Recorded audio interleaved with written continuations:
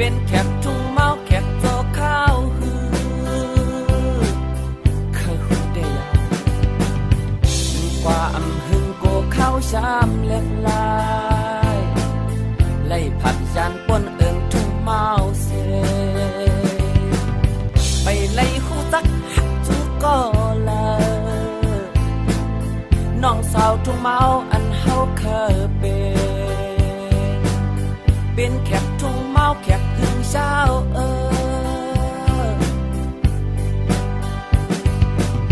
สังสวมมุมมองเขาย้ำมันเพียวเธอจัดปานเป็นกลเหตุการณ์วานเมื่อในน้องหูชู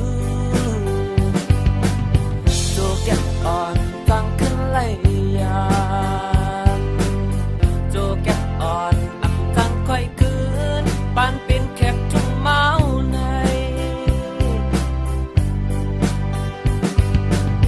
สังสวมมุมมองเขาย้ำมันเพียวเธอจัดปานเป็นกลเหตุการณ์วานเมื่อในน้องหูชูโจแก้อ่อนตั้งขึ้นไล่ยา